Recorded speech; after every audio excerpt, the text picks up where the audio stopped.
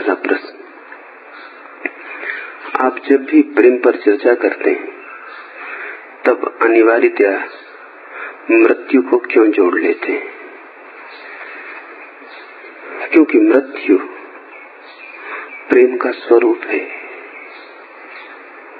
क्योंकि प्रेम महामृत्यु है। जिसने मृत्यु को न समझा वह प्रेम को भी समझ न पाएगा। जिसने प्रेम को न समझा वो मृत्यु से सदा के लिए अपरिचित रह जाएगा। मृत्यु है स्वेच्छा से मरने की बात, तो ही समझी जा सकती है। स्वेच्छा से तो कोई प्रेम में ही मरता है। मृत्यु में स्वेच्छा से मरना तो बहुत कठिन होगा। जिसने प्रेम में मरना सीखा, मिटना सीखा, जिसने मिटने का मजा ले लिया, जिसे मिटने का स्वाद आ गया, वो शायद मृत्यु में भी मिटने को स्वेच्छा से राजी हो जाए। तो प्रेम पाठशाला है, उस पाठशाला में मिटना सीखना है। और मिटे बिना कोई प्रेम को उपलब्ध नहीं होता। तुम जब तक हो तब तक प्रेम न हो सकेगा। तुम्हारा सिंहासन जब खाली हो जाता तभी प्रेम का सम्राट उतरता है। इसलिए मिटने की तैयारी हर हालत में जरूरी है। उससे ही तुम प्रेम को जानोगे, उससे ही तुम प्रार्थना को जानोगे, उससे ही तुम मृत्यु को जानोगे, उसी से तुम परमात्मा को जानोगे। प्रेम कुंजी है और उस एक कुंजी से सभी ताले खुल जाते हैं। इसलिए तो फरीद कहते हैं अकथ कहानी प्रेम की। द्वार बहुत होंगे, ताले बहुत होंगे, लेकिन सब तालों के बीच एक कुंजी काम कर जाती है, वो प्रेम की है। इसलिए अनिवार्यतया प्रेम के साथ मृत्यु की चर्चा करनी ही पड़ेगी। जिसने प्रेम की चर्चा की वो मृत्यु को बात दी, उसकी प्रेम की चर्चा व्यर्थ है, अधूरी है, उसमें कोई गहराई नहीं। वो ज्यादा से ज्यादा आदमी की वासना की बात कर लेगा, कामना की बात कर लेगा, लेकिन प्रेम की गहराई छुई भी न जा सकेगी। तुम्हें विरोधाभास लगता है क्योंकि तुम तो सोचते हो प्रेम यानी जीवन, और मैं तुमसे कहता हूं प्रेम यानी मृत्यु। तुम्हें विरोधाभास लगता है क्योंकि ना तो तुम जीवन को जानते, ना तुम मृत्यु को। जीवन की गहनतम गहराई मृत्यु में है। जीवन को भी जानना हो तो भी डूबना पड़ेगा। जैसे बूंद सागर में खो जाती, ऐसे तुम्हें जीवन के महासागर में खो जाना पड़ेगा। जीसस की जीवन की कथा का यही सार है। इधर सूली लगी, उधर पुनरुज्जीवित हुए। ईसाइयत भूल गई, उस बात को ठीक से समझ ना पाई, क्योंकि प्रेम को मृत्यु को जोड़ना ईसाइयत को भी मुश्किल पड़ा। जीसस को मानने वाले सूली चढ़ते वक्त सोचते थे जीसस मरेंगे नहीं, कोई चमत्कार होगा, मृत्यु से बचा लिए जाएंगे, क्योंकि वे भी मृत्यु से डरे थे। उन्हें पता ही न था कि प्रेम की आखिरी गहराई तो मृत्यु है, क्रॉस, सूली है। और जब जीसस मर गए सूली पर, तो मित्र और अनुयायी विदा हो गए, उदास, थके हारे, कोई चमत्कार घटित न हुआ। और जब 3 दिन बाद कथा कहती है कि जीसस देखे गए जीवित, तो अनुयायी भरोसा न कर सके, क्योंकि ये हो ही कैसे सकता है? जो मर गया सूली पर, वो पुनरुज्जीवित कैसे? असंभव। फिर चूक गए। प्रेम की गहराई मृत्यु है और मृत्यु से पुनरुज्जीवन है, नया जीवन है। ये जीसस की पूरी कथा इतनी ही है। ऐसा कभी हुआ या नहीं, ये बात महत्वपूर्ण नहीं है।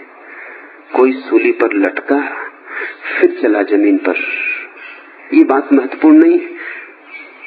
ये तो एक बोध कथा है। सूली के बाद महाजीवन है। और इस कथा में एक बात समझ लेने जैसी,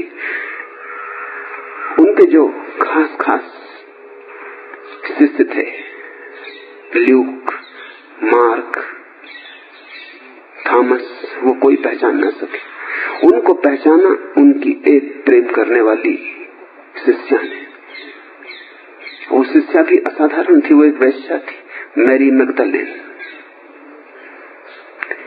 ईसाईयत इसको झुटलाने की कोशिश करती रही है, इस बात को छिपाती है, क्योंकि ये बात जमती नहीं। बड़े बड़े अनुयायी संत जिन्हें ईसाईयत कहती है वो न पहचान सके, और पहचाना एक वैश्या ने। ये बात भी मैं मानता हूं कारगर है, अर्थपूर्ण।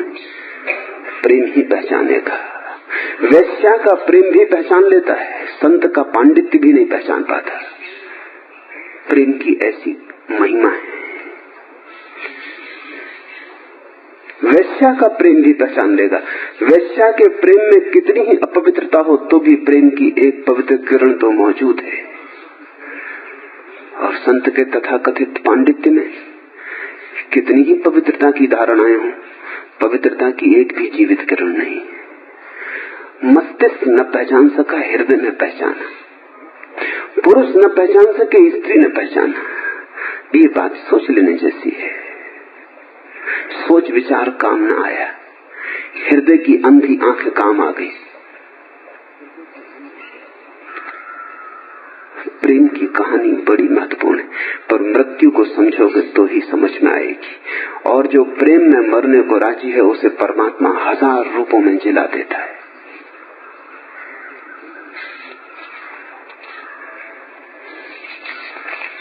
दूसरा प्रश्न, जो भी अस्तित्वगत है, प्रेम, काल, ध्यान, वह सब बेबूझ क्यों है हमारे लिए?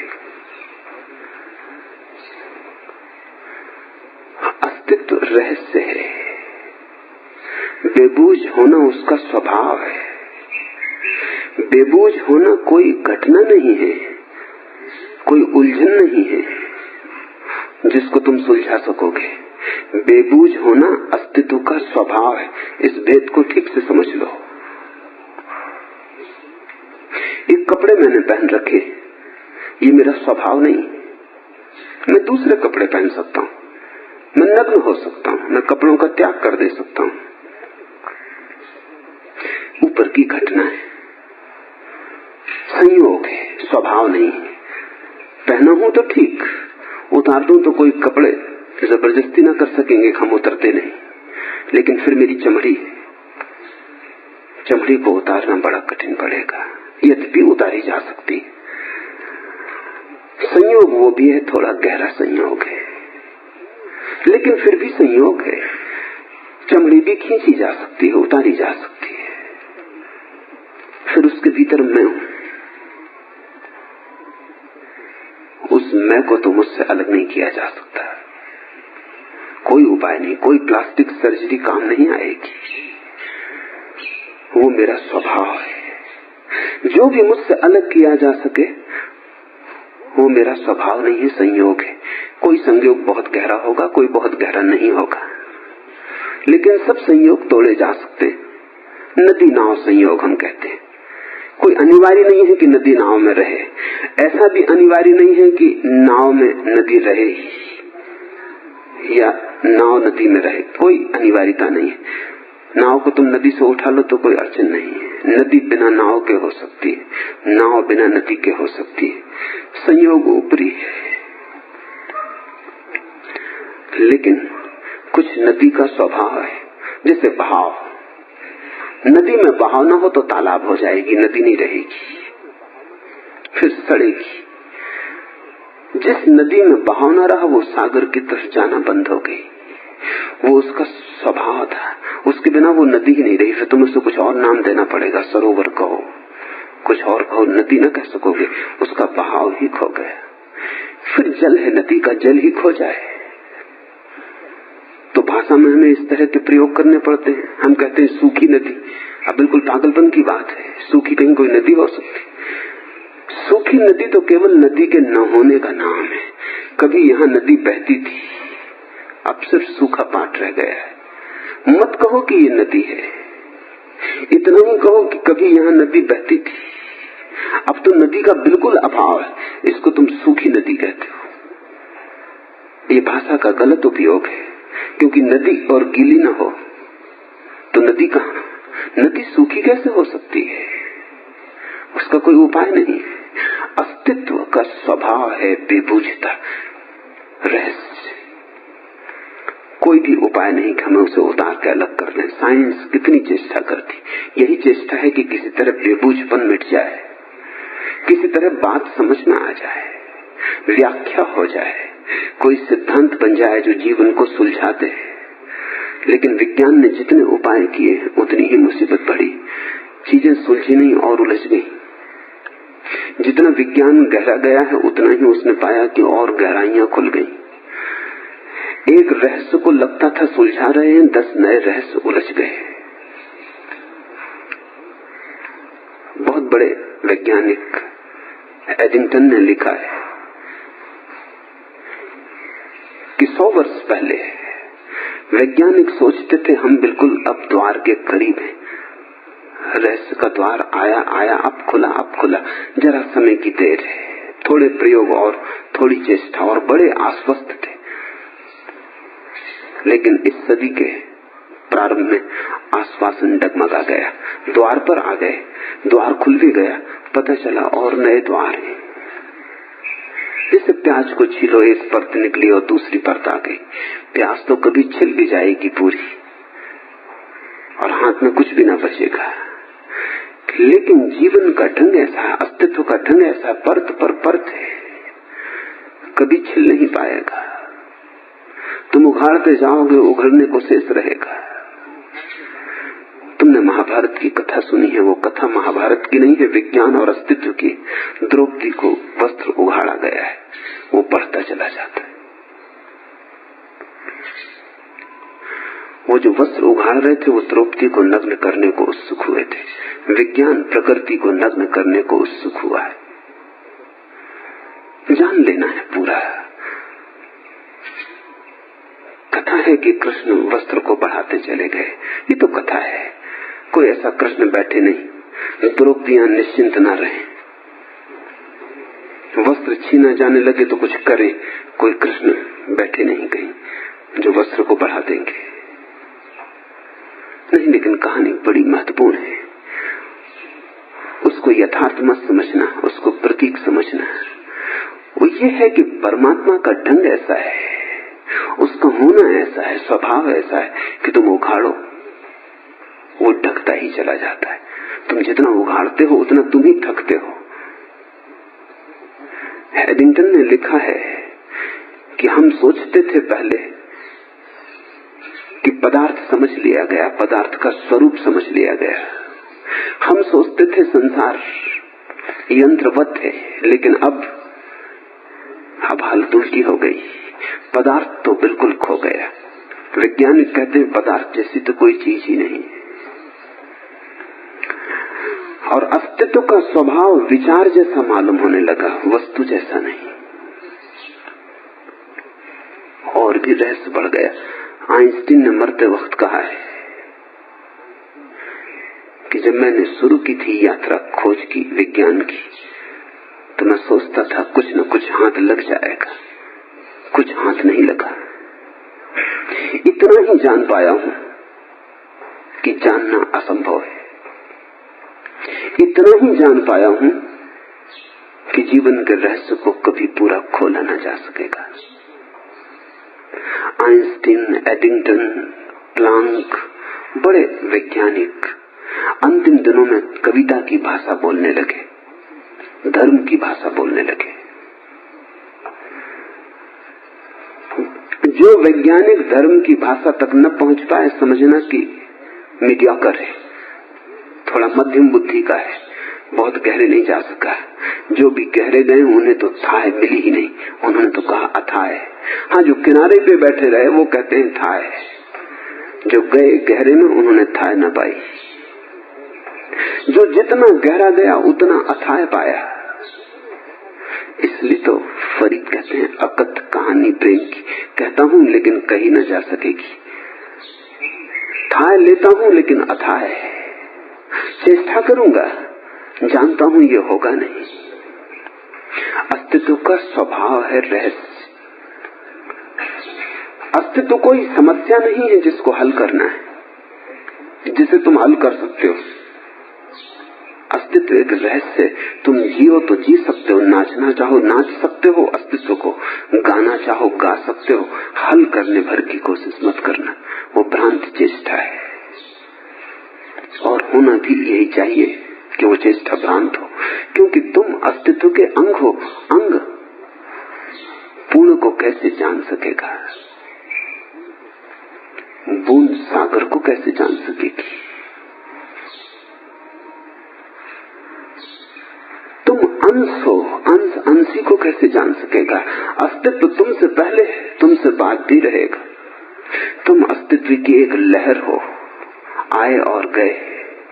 तुम नहीं थे तब भी अस्तित्व था, तुम नहीं हो तब भी अस्तित्व रहेगा। तुम कैसे इस अनंत को जान सकोगे? तुम तो जागरण की एक छोटी सी घटना हो, जरा सी चेतना उठी है, जरा सा होश आया है, एक किरण उतरी है। इस किरण के सहारे तुम इस विराट को कैसे जान सकोगे? असंभव है। और अगर ये अहंकार तुम्हारे मन में आ जाए कि इसे जानकर रहेंगे, तो तुम्हें एक अवसर मिला था आनंद का, वो भी तुम खो दोगे। ज्ञान मत खोजना, आनंद खोजना। यही फर्क धर्म और विज्ञान का है। विज्ञान कहता है ज्ञान खोजेंगे, धर्म कहता है आनंद खोजेंगे।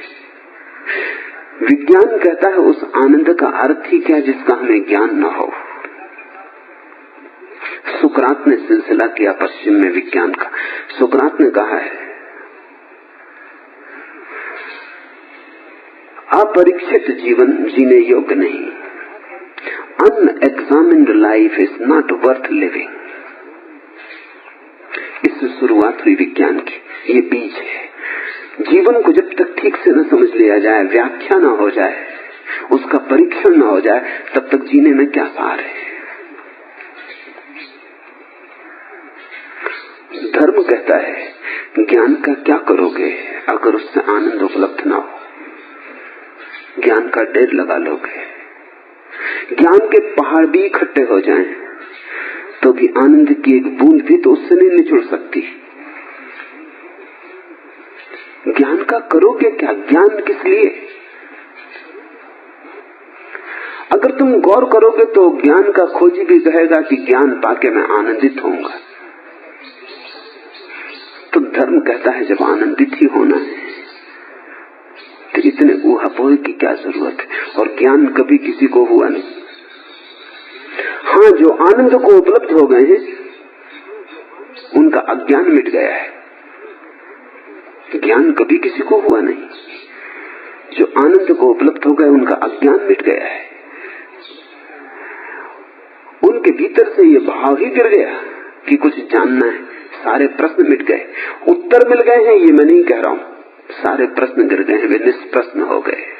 और जहां प्रश्न गिर गए, जहां कोई खोजने की बात न रही, वहां जीवन की पुलक, जीवन का अहोभाव उठता है। जब तक तुम दौड़ते हो, खोजते हो, तब तक नाचने की फुर्सत कहां है? जब कोई दौड़ नहीं रह जाती, कोई खोज नहीं रह जाती, कहीं जाने का कोई सवाल नहीं रह जाता, तुम जहां हो वही मंजिल होती, तब तुम नाचते हो। नाचने वाला पैर यात्रा पर जाने वाले पैर से बिल्कुल अलग है। नाचने वाला पैर कहीं भी नहीं जा रहा, उसकी गति तो हो रही है लेकिन कोई गंतव्य नहीं है। तुम नाचने वाले पैर की अगर वैज्ञानिक परीक्षा करोगे तो उसमें और दुकान की तरफ जाने वाले पैर की परीक्षा में कोई फर्क न पाओगे, क्योंकि दोनों में मसल की गति होगी, खून बहेगा, ऊर्जा व्यय होगी, विद्युत प्रवाहित होगी, खर्च होगा। अगर तुमने भौतिकवादी की तरह दुकान की तरफ जाने वाले पैर की और मंदिर के द्वार पर नाचने वाले पैर की परीक्षा की, तो दोनों में तुम्हें कोई फर्क न मिलेगा। लेकिन मैं तुमसे कहता हूं और तुम भी समझोगे कि फर्क है। मंदिर के द्वार पर नाचने वाला पैर कहीं भी नहीं जा रहा, सिर्फ अहोभाव प्रकट कर रहा है कि मैं हूं, धन्य भाग मेरे, कि आज श्वास है और मैं गीत गा सकता हूं, कि आज पैर युवा है और मैं नाच सकता हूं। कोई मंजिल नहीं है, धार्मिक व्यक्ति के लिए यात्रा ही मंजिल है, तीर्थ यात्रा है, कहीं पहुंचना नहीं है। पहुंचे तो हुए ही है पहले से ही, उस परमात्मा में विराजमान ही है पहले से, उससे बाहर कभी जाना हुआ नहीं, घर लौट कर आना नहीं है, घर के बाहर कभी गए नहीं, क्योंकि घर के अतिरिक्त और कुछ है ही नहीं। ऐसे आनंद के अहोभाव में जो डूब जाता है उसका अज्ञान गिर जाता है। अज्ञान के गिर जाने को हमने परम ज्ञान कहा है। और ज्ञान की खोज तो विराट अस्तित्व की टेबल पर जो भोजन चल रहा है, नृत्य अहोभाव चल रहा है, उसके टेबल से गिरे गए रूखे सूखे रोटी के टुकड़े, उनको कोई जोड़ ले, इकट्ठा कर ले, उसको तुम जीवन मत समझना। ज्ञान कचरा है। उस ज्ञान को मैं कचरा कहता हूं जिससे अज्ञान मिट न जाता हो, और ऐसा कोई ज्ञान नहीं जिससे अज्ञान मिटता हो। अज्ञान तो अपनी जगह बना रहता है, ज्ञान का कचरा इकट्ठा होता जाता है। तुम कितना ही जान लो, जब तक तुम्हारे जीवन में पुलक न आएगी आनंद की, तब तक तुम्हारे जानने का क्या सार है। धर्म कहता है नाचो, विज्ञान कहता है ज्ञान मिलेगा तो हम आनंदित होंगे, धर्म कहता है आनंदित होते ही ज्ञान मिल जाता है। इसलिए हमने परमात्मा की आखिरी व्याख्या में आनंद शब्द को रखा है। सच्चिदानंद वो आखिरी है, आनंद के पार फिर कुछ भी नहीं। वो आखिरी आकाश है, आखिरी गंतव्य है, आखिरी अर्थ और प्रयोजन और नियति है। अस्तित्व का बेबूझ होना स्वाभाविक है। इसलिए संत पुरुष बेबूझ मालूम पड़ते हैं, क्योंकि उनसे अस्तित्व बोलता है। उनकी वाणी अटपटी मालूम पड़ती है,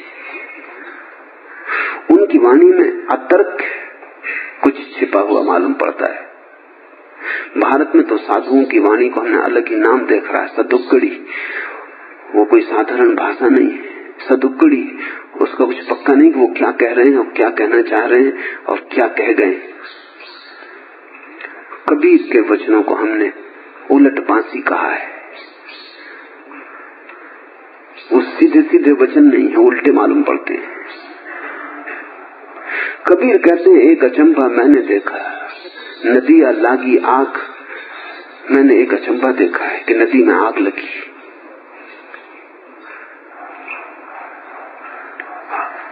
क्या मतलब होगा? ये बात तो बड़ी बेबूझ है, पर संतों से अस्तित्व बोलता है, बात बेबूझ हो जाती। कबीर ठीक कह रहे हैं, कबीर ये कह रहे हैं जो कभी नहीं हो सकता वो होते देख रहा हूं। तुम परमात्मा को पाए हुए हो और खोज रहे हो, नदी लागी आग। तुम आनंद के घर में बैठे हो और रो रहे हो, जार जार आंसू गिर रहे हैं, नदी लागी आग। एक अचंभा मैंने देखा कि परमात्मा परमात्मा की ही खोज पे निकला है, नदी लागी आग।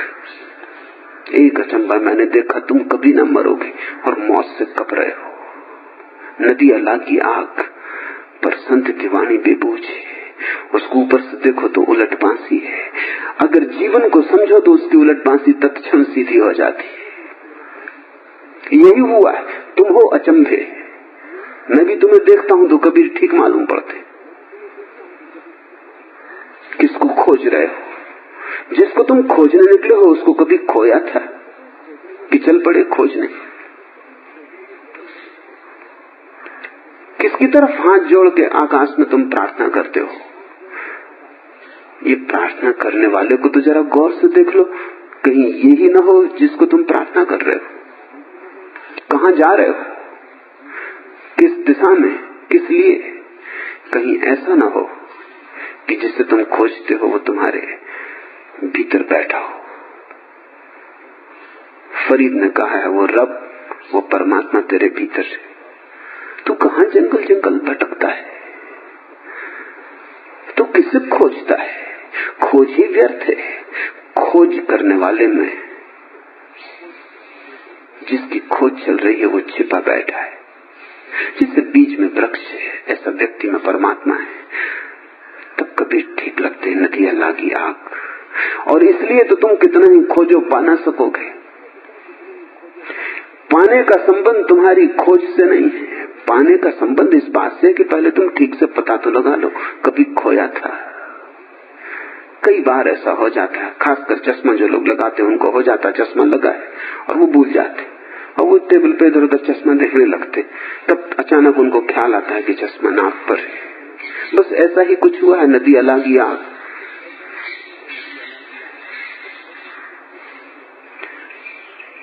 तुम्हें कई दफा ऐसा हुआ होगा, कलम कान में खोस ली है और सब तरफ खोजते फिर रहे। कोई छोटा बच्चा हंसने लगता, वो कहता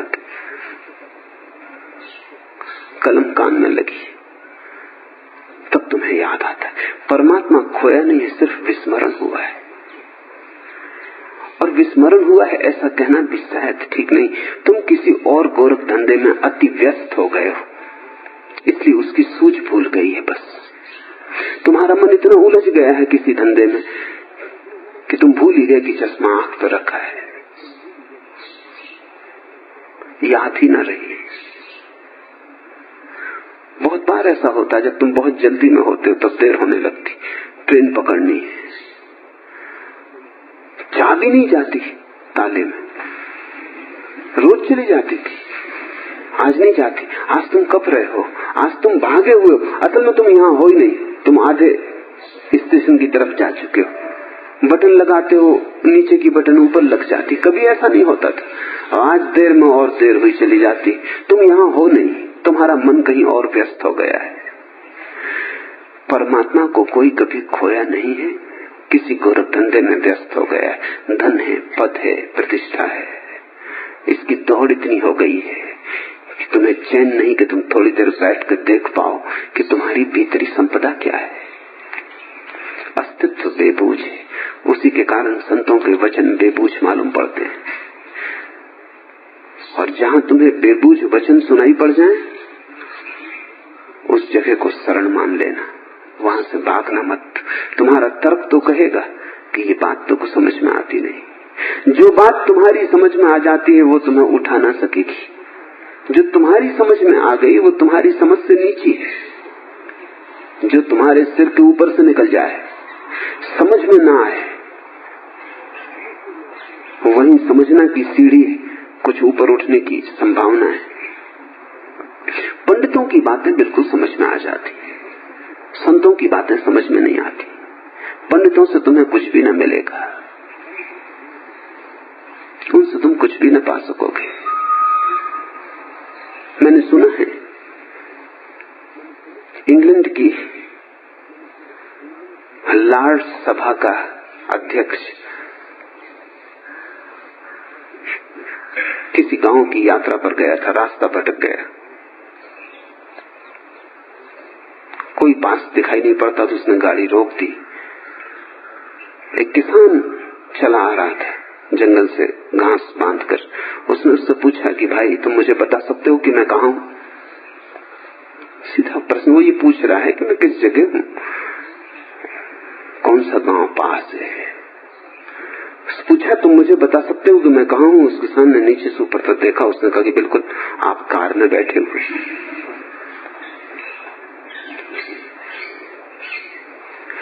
उस लॉर्ड सभा के अध्यक्ष ने अपने संस्मरणों में लिखा है कि उसका उत्तर बिल्कुल पार्लियामेंटेरियन था।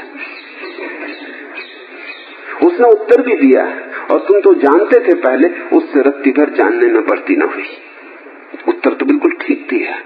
ऐसा ही तो मंत्रीगण उत्तर देते हैं राज्यसभाओं में, पार्लियामेंट्स में, उत्तर तो बिल्कुल देते मालूम पड़ते हैं, लेकिन उत्तर से कुछ मिलता नहीं। तुम जितना जानते थे उसमें रत्ती भर जुड़ता नहीं। तुम उतना पहले ही जानते थे कि तुम कार में बैठे हो। उस किसान ने उत्तर दिया, वो बिल्कुल धारा सभा का उत्तर था।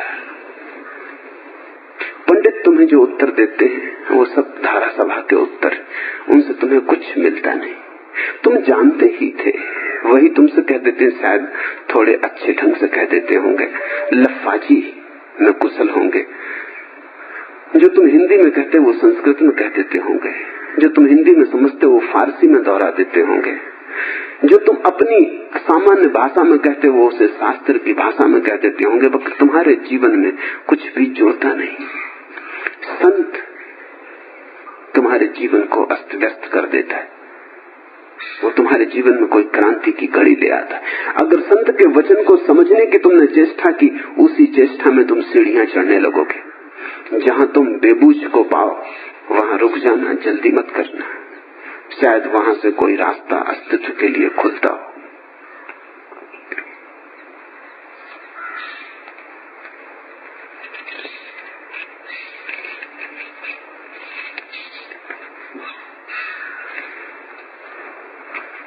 तीसरा प्रश्न, अकथ कहानी प्रेम की।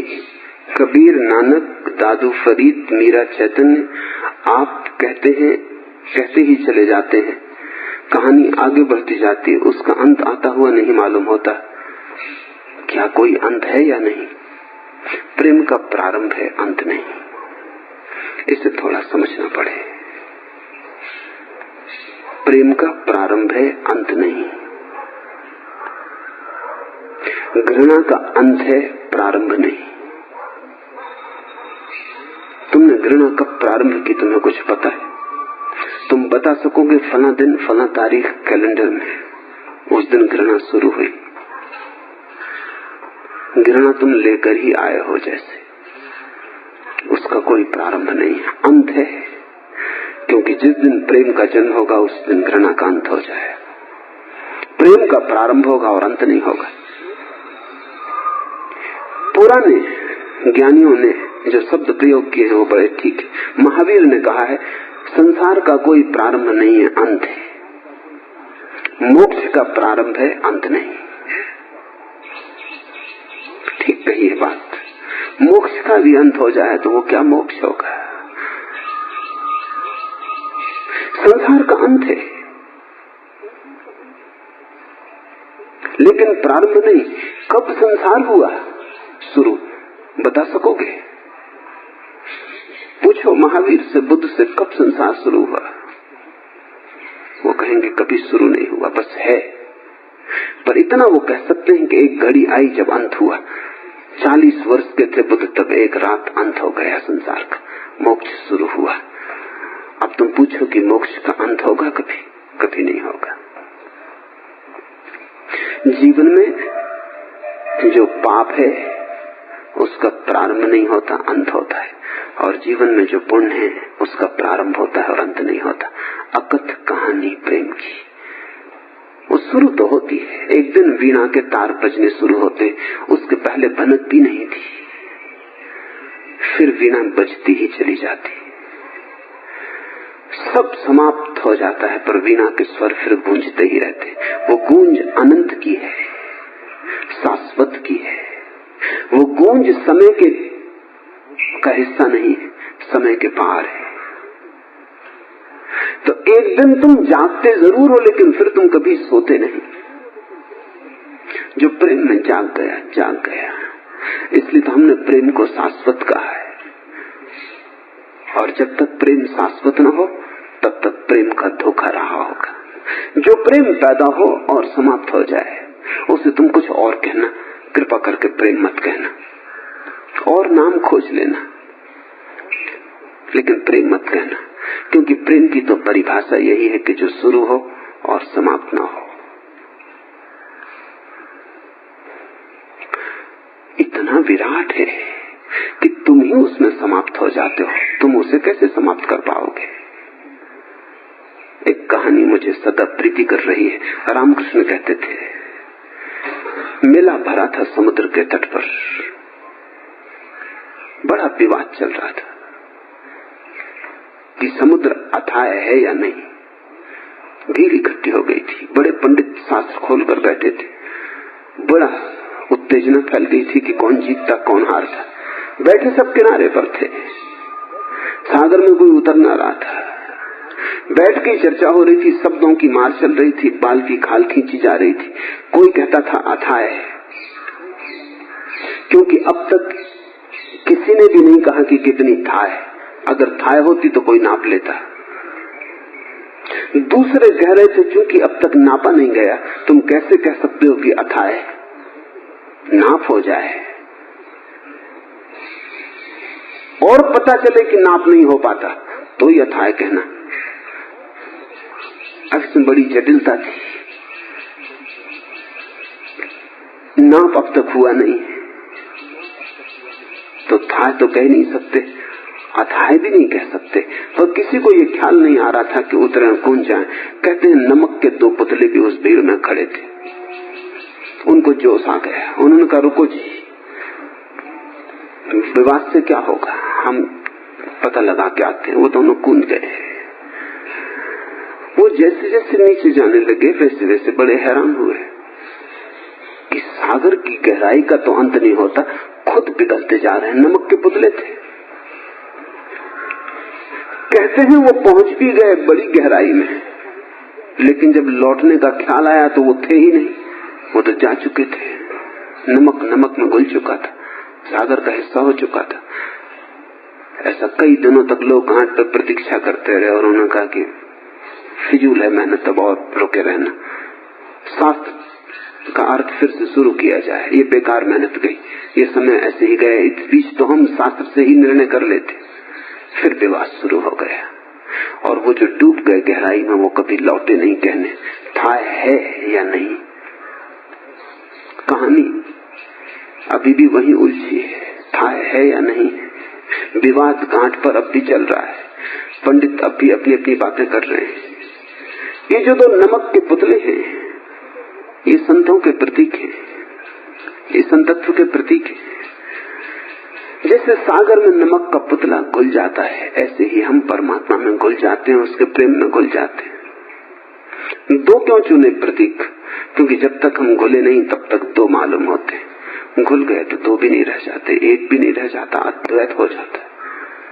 फिर लौट के कहे कौन, बताए कौन? थोड़ी देर राह पर बैठे हुए, घाट पर बैठे हुए पंडित प्रतीक्षा करते हैं, फिर वो कहते हैं ये भी गए। कोई लौट के बताता नहीं, हम अपना शास्त्रार्थ फिर शुरू करें। वो फिर विचार में लीन हो जाते। निर्विचार में जाना जाता है, विचार में सिर्फ विवाद है, शून्य में पहचान है, शब्द में केवल सिरफोड़ है। लेकिन जो शून्य में उतरता है वो प्रेम को समाप्त नहीं कर पाता, स्वयं समाप्त हो जाता है। इसलिए अकथ कहानी प्रेम की।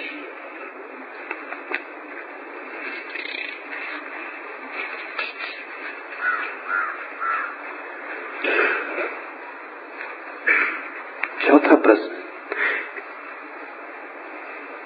इस प्रवचन माला के प्रारंभ में आपने कहा प्रेम और ध्यान 2 मार्ग हैं, पर अकथ कहानी प्रेम की भांति अकथ कहानी ध्यान की क्यों नहीं कही जाती? कहानी के लिए कम से कम 2 की जरूरत है। तो प्रेम की तो कहानी हो सकती, ध्यान की नहीं हो सकती। ध्यान तो एक का ही, एक में प्रवेश है, कहानी के लायक जगह नहीं है। कम से कम कहानी के लिए 2 तो चाहिए, तो कुछ कहानी बने। 3 हो तो और भी अच्छी बन जाती, ट्रायंगल बन जाता है। और ज्यादा हो तो कहानी और बढ़ती चली जाती है। ध्यान में तो अकेला एक ही व्यक्ति बचता है। तुम थोड़ा ऐसा सोचो कि एक आदमी जन्मे और ध्यान में डूब जाए, 100 साल जिए और ध्यान में ही रहे, तुम उसकी कुछ कहानी कह सकोगे? उसके जीवन में कुछ घटा ही नहीं, न लड़ा, न झगड़ा, न अदालत गया, न प्रेम किया, न बच्चे पैदा किए, न इलेक्शन लड़ा, न नेता बना, न कुछ किया, कुछ भी नहीं किया। वस्तुतः तुम उस आदमी को पहचान ही ना पाओगे कि वो कौन है, उसका नाम धाम क्या है। कि वो ध्यानी का कोई नाम धाम है, कोई पता ठिकाना है। लोग उसे भूल ही जाएंगे कि वो है भी, किसी को उसका पता भी ना रहेगा। वो कब आया और कब गया, लहर की तरह, हवा की लहर की तरह चला जाएगा। भीतर पीछे कोई रेखा भी न छूटेगी, कोई चरण चिन्ह भी न छूटेंगे। कहानी क्या होगी? कहावत है फ्रांस में कि कहानी बुरे आदमी की होती है, अच्छे आदमी की नहीं। और ये बात सच है। अच्छे आदमी में कहानी क्या है? न चोरी की, न जुआ खेले, न शराब पी, न हत्या की, न मारा, न मारे गए। अच्छे आदमी की कहानी क्या है? अच्छे आदमी की कहानी लिखने को कुछ नहीं, कागज कोरा है। सूफियों की एक किताब है, किताब का नाम है the book of the books. उसमें कुछ भी लिखा हुआ नहीं, वो कोरी।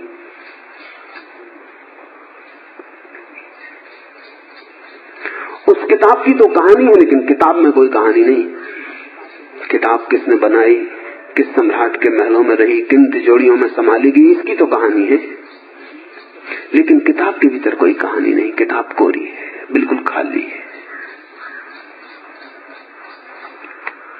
वो अच्छे आदमी का, ध्यानस्थ आदमी की बात है। प्रेम की कहानी हो सकती है।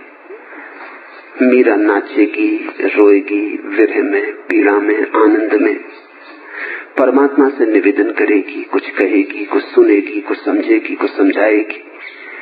खेल चलेगा, एक लीला होगी। बुद्ध के पास कोई भी खेल ना होगा। किससे कहना है? न कोई परमात्मा है, न कोई भक्त है, न कोई भगवान है। एक ही बचा, मरुस्थल जैसा सन्नाटा है। कोई वृक्ष नहीं उगते, कोई फूल नहीं लगते, कोई पक्षी गीत नहीं गाते। मरुस्थल की क्या कहानी है? मरुस्थल कह दिया, कहानी पूरी हो गई। ध्यानी की कोई कहानी नहीं है। बहुत बड़ा ज़ेन फकीर हुआ रिंझाई। किसी ने पूछा कि मैं जरा जल्दी में हूं, एक शब्द में बता दो क्या करने योग्य है। तो वो चुप बैठा रहा। उस आदमी ने कहा, जल्दी करो, चुप क्यों बैठे हो? उसने कहा, कह दिया जो कहना था। क्योंकि जो कहना था वो चुप्पी है, बोलने से खराब हो जाएगी। समझ गए तो समझ गए, नहीं समझे तो और कहीं समझ लेना। उस आदमी ने कहा कि लुभाते हो तुम, तुम्हें देखकर रुकने का मन होता, पर मैं जल्दी में हूं, और इतनी सी बात और अटकाएगी। मैं और चिंतित रहूंगा कि पता नहीं क्या मतलब था। तुम संक्षिप्त में एक शब्द तो बोल दो। तो रिंझाई ने कहा, ध्यान। उस आदमी ने कहा, चलो कुछ तो तुम बोले, लेकिन इतने से कुछ बहुत साफ नहीं होता। ध्यान यानी क्या? रिंझाई ने कहा, ध्यान यानी ध्यान। उस आदमी ने कहा, और पहेलियां मत उलझाओ, पहेलियां मत पूछो, मुझे जाना है, जल्दी में हूं और तुम उलझाए चले जा रहे हो। ध्यान यानी ध्यान, इसका क्या मतलब? रिंझाई ने कहा, तुम कितना ही पूछो, ध्यान यानी ध्यान और ध्यान यानी ध्यान, ऐसे ही मैं दोहराता चला जाऊंगा, क्योंकि ध्यान यानी ध्यान, और कुछ है नहीं। अब करो और जानो। अब अगर तुम रिंझाई के ऊपर कोई शास्त्र बनाना चाहो तो क्या बनाओगे? खाक। गीता लिखना चाहो रिंझाई के ऊपर, क्या लिखोगे? ध्यान यानी ध्यान, गीता समाप्त। एक पोस्ट कार्ड भी बहुत बड़ा हो जाएगा। और ये भी रिंझाई को पसंद ना पड़ेगा, इतना लिखना भी ध्यान यानी ध्यान। ये भी मजबूरी में, ये आदमी जिद्दी था इसलिए कहा, नहीं तो वो चुप ही थे, खाली पोस्ट कार्ड भेजते थे। ध्यान की कोई कहानी नहीं है, प्रेम की कहानी है। और इसलिए तो मैं कहता हूं प्रेम का एक रस है। ध्यान से तुम्हारा संबंध जरा मुश्किल है, क्योंकि कहानी में अभी तुम्हारा रस है। अभी तुम कहानी सुनना चाहोगे, न सही संसार की, परमात्मा की, न सही इस लोक की, उस लोक की। अभी तुम गीत गाना चाहोगे, न सही यहाँ के वहां के। भगवत गीता सही, पर गीत। अभी तुम नृत्य देखना चाहोगे, न सही संसार का नृत्य, मीरा का। तुम्हारे लिए प्रेम करीब होगा, उससे कुछ तुम्हारे तार जुड़ जाएंगे। प्रेम भी आखिर में ध्यान पे पहुंचा देता, पर आखिर में ध्यान तो सीधी छलांग है, प्रेम तो क्रमिक उपाय है, ध्यान छलांग है। ध्यान बड़ा दुस्साहस मांगता है, अंधेरे में कूद जाने का। प्रेम धीरे धीरे फुसलाता है, आ जाओ, आश्वासन देता है, घबराओ मत, साथ हूं मैं। प्रेम सुगम है, ध्यान दुर्गम है। और ध्यान की कोई कहानी नहीं है, न अकथ और न कथ, कोई कहानी नहीं है।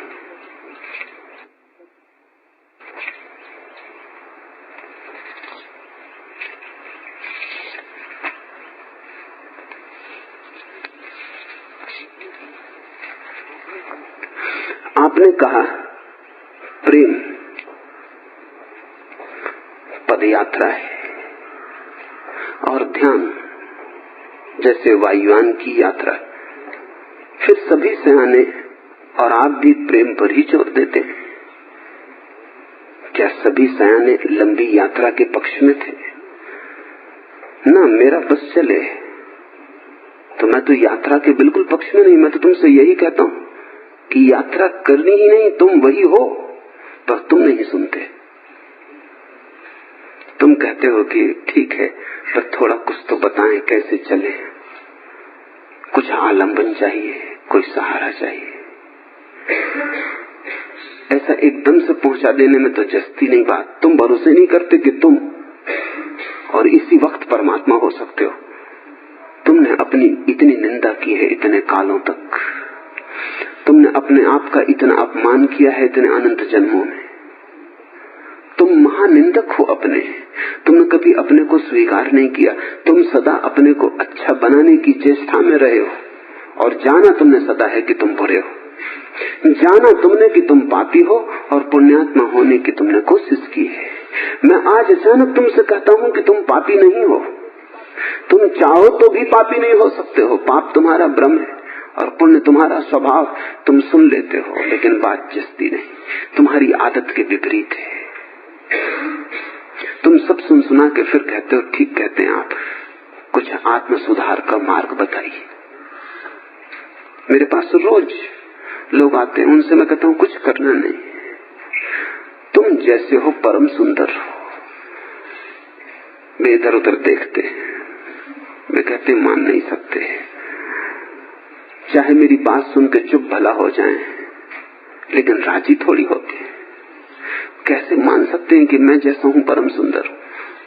मैंने अपनी शक्ल देखी आईने में, मैंने अपना व्यवहार देखा, और पंडितों ने तुम्हें इतना ज्यादा निंदित किया है कि उनके शब्द तुम्हारे भीतर गूंजते रहते हैं कि तुम पापी, महापापी। तुम और परमात्मा, परमात्मा बहुत दूर है, हजारों साल की यात्रा है, तब तुम पहुंच पाओगे। इंच इंच बदलना है, तपस्या करनी। मैं तुमसे कहता हूं कि तुम अभी वही हो, इसी क्षण। एक क्षण भी खोने की जरूरत नहीं है, लेकिन उस पर तुम राजी नहीं होते। वो ध्यान का मार्ग है, वो तत्क्षण जगा देता है, पर वो इतनी जल्दी होती है उसमें कि तुम भरोसे नहीं कर सकते कि इतनी जल्दी हो सकती। तुमने तो धीरे धीरे करके भी नहीं पाया, इतनी जल्दी कैसे पाओगे? तुम तो जन्म जन्म चल के नहीं पहुंचे हो। मैं कहता हूं बिना चले पहुंच जाओगे। तुम्हारे तर्क को बात जमती नहीं, तुम्हारे गणित में बैठती नहीं। तुम कहते हो गया होगा तुम्हें, कोई प्रभु कृपा से, किन्हीं पुण्य फलों से या किसी पीछे के द्वार से तुम प्रविष्ट हो गए हो। ये अपने लिए नहीं है। तुम बुद्ध को कहते हो तुम अवतार हो, तुम्हारी बात, और हम साधारण जन हैं। कृष्ण को तुम कहते हो तुम तो उसी के रूप हो, तुम्हें हो गया होगा। तुम परमात्मा से जरा करीब से नाते रिश्ते में बंधे हो, सगे संबंधी हो, भाई भतीजा हो, तुम्हें हो गया होगा। जीसस को तुम कहते हो तुम उसके इकलौते बैठे हो, लेकिन हम पापी, हमें होना चाहिए नरक में, हम यहाँ पृथ्वी पे कैसे, इस पे भरोसा नहीं आता। और तुम कहते हो कि तुम स्वर्ग में इसी क्षण प्रवेश के अधिकारी हो। ये तुम्हारा मन हिम्मत नहीं कर पाता, तुम डरते हो, तुम भयभीत हो। इससे अड़चन है। मैं तो चाहूं कि तुम अभी बिना चले पहुंच जाओ, और मैं तुमसे कहता हूं तुम पहुंचे ही हुए हो, इस बात का होश भर चाहिए। तुम वहीं सो रहे हो जहां परमात्मा है। सिर्फ आंख खोलनी और उठ के बैठ जाना, जरा चाय पियो और चारों तरफ देखो, आंख खोल के थोड़ा मुंह धो डालो। एक क्षण को भी तुम कहीं और गए नहीं। वो जो तुमने पाप किए पुण्य किए सब सपना था, वो जो तुम बहुत बार जन्मे और मरे सब सपना था। तुम कहीं मर सकते हो, तुम कहीं जन्म सकते हो। तुम्हारा न कोई जन्म है न कोई मृत्यु है, तुम शाश्वत हो। पर ये बात तो तुम्हें जमेगी नहीं। तुम कहोगे होगी कभी, जन्मों जन्मों के बाद हमें भी होगी, तब शायद समझ में आएगी। इसलिए सयानों की भी मजबूरी है। वो तुमसे कहते हैं ठीक, तुम्हें लंबा रास्ता चाहिए, लंबा रास्ता बताते। लंबे रास्ते पर तुम्हें आसानी मालूम पड़ती, तुम कहते हो ये हम संभाल लेंगे, एक एक सीढ़ी चलना है, इतने हमारे पैर में सामर्थ्य, हम धीरे धीरे चल लेंगे। ज्ञानी तो यही चाहेंगे कि तुम अभी हो जाओ वहीं, तुम राजी नहीं हो तो फिर क्या किया जाए? तो थोड़ा चक्कर लगा के आओ। प्रेम थोड़ा लंबा मार्ग है, परमात्मा से होके अपने पर ही लौटता है, जाता कहीं नहीं। अपना ही कान पकड़ना है, हाथ घुमा के पकड़ना है, सिर के पीछे से पकड़ना है। ध्यान सीधा है, एकदम सीधा है, इतना सीधा है कि क्षण भर के भी स्थगन की कोई जरूरत नहीं। इसलिए प्रेम और प्रेम के और भी कारण हैं। तुम्हारी तैयारी उसके लिए आसानी से हो सकेगी। अगर अपनी तरफ देखूं तो लगता है क्यों व्यर्थ तुम्हारा समय खराब हो। ध्यान, तुम्हारी तरफ देखूं तो सोचता हूं ध्यान को समझाऊंगा तो मेरा समय व्यर्थ होगा। प्रेम, अब तुम समझ सकते हो। अगर मेरी सुनो तो ध्यान, लेकिन अगर तुम्हारी तरफ देखता हूं तो मुझे भी लगता है प्रेम। ध्यान तुम्हारी पकड़ में ना आएगा, ध्यान आखिर में घटेगा तुम्हें। तब तुम भी हंसोगे कि अच्छा पागलपन हुआ, ये तो बिना चले भी पहुंच जाते हैं। लेकिन बिना चले तुम्हें ये समझ नहीं आती, तुम्हें थोड़ा दौड़ाना पड़ेगा, तुम्हें थोड़ा भटकाना पड़ेगा, तुम्हें जरा दूसरे दरवाजों पर भी दस्तक देनी पड़ेगी, तभी तुम अपने घर पहुंचोगे। तुम्हें थोड़ा परदेश में घूमना पड़ेगा, तभी तुम अपने देश को पहचान पाओगे। जो जगत के बड़े प्रसिद्ध यात्री हुए हैं उन सबका ये कहना है कि जब तक कोई व्यक्ति दूसरे देशों में नहीं भटकता तब तक अपने देश का सुख और शांति अनुभव नहीं होती। जब तुम दूसरे देशों में भटक लेते हो और लौट के थके मांदे घर आते हो तब अपना झोपड़ा भी महल जैसा मालूम पड़ता है। रूखी सूखी रोटी भी बड़ी सुखद मालूम पड़ती है। वो जो लंबी यात्रा है वो तुम्हें इतना दिखा देती है कि अपने घर से ज्यादा विश्राम कहीं भी नहीं। पराये महल भी पराये महल है, बड़ी राजधानियां भी सिर्फ शोरगुल उपद्रव है। शांति तो अपने घर में, जहां अपनेपन का चारों तरफ फैलाव है वहीं विश्राम है। लेकिन ये जानने के लिए भटकना जरूरी है। ये तुम अपने घर में बैठे बैठे ना जान सकोगे। घर में बैठे बैठे तो बड़ी बेचैनी होती कि जीवन व्यर्थ जा रहा, यहीं बैठे ऊब रहे हैं, परेशान हो रहे हैं। सारी दुनिया मजे कर रही, लोग जा रहे हैं, कोई कहीं कोई कहीं, कोई हिमालय जा रहा है, कोई स्विट्जरलैंड जा रहा है, कोई चीन जा रहा है। सारी दुनिया यात्रा कर रही, हम ही यहाँ बैठे हैं दीनहीन, इसी घर से बंधे, यही खंबे में जिंदा रहे, इसी में मर जाएंगे। तब तुम्हें बड़ी बेचैनी लगती है। भटकना जरूरी है घर पहुंचने के लिए, प्रेम जरूरी है ध्यान तक आने के लिए। और प्रेम की भाषा तुम्हारे समझ में आ जाती है क्योंकि तुम्हारे संसार की भाषा से थोड़ा श्रृंखला है। तुमने पत्नी को प्रेम किया है, न किया होगा बहुत गहरा, फिर भी किया है। न पाई होगी पूरी पूरी एकात्मता, फिर भी किन्हीं क्षणों में कभी कभी क्षण भर को ही सही दोनों हृदय एक साथ धड़के, दोनों श्वास एक साथ चली, क्षण भर को आभास ही सही हुआ हो, एक होने का आभास हुआ है, उसकी भाषा तुम्हें समझ में आती। तुमने अपने बच्चे को प्रेम किया, उसकी आंखों में झांका है। तुमने अपने मित्र को प्रेम किया, कभी किसी जोश के क्षण में तुम अपने मित्र के लिए मरने को भी राजी हो गए हो। मरे नहीं, समझ आ गई, सोच विचार आ गया, हिसाब लगा लिया, बाकी कभी किसी क्षण में जोश और उत्साह में तुमने मरने की भी हिम्मत कम से कम कल्पना तो की है।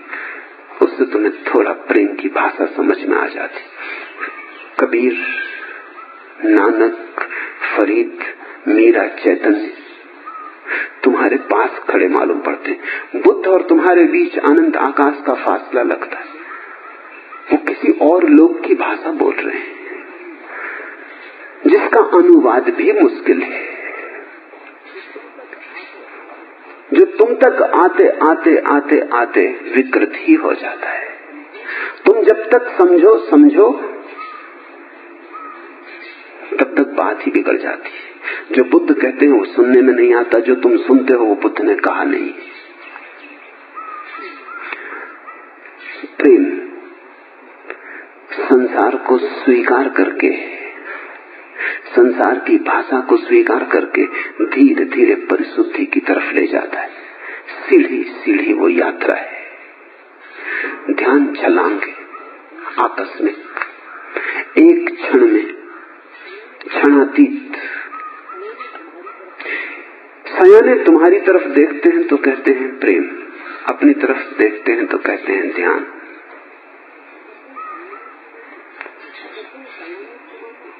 अगर तुम सयानों की मानो तो ध्यान, अगर तुम न मान सको तो समझौता है प्रेम, उससे चलो। तुम्हारे लिए सुलभ होगा प्रेम। और कुछ जल्दी भी ऐसी नहीं है कि अभी हो ही जाए, कल भी हुआ तो क्या हर्ज है।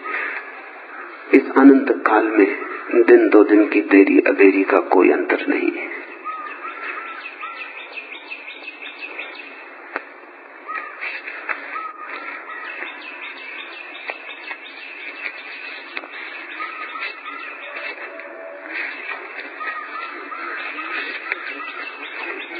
पांचवा प्रश्न, आपको इतना सुनने के बावजूद नकली प्रेम का गोरख धंधा ठप क्यों नहीं होता है? अभी सुना नहीं।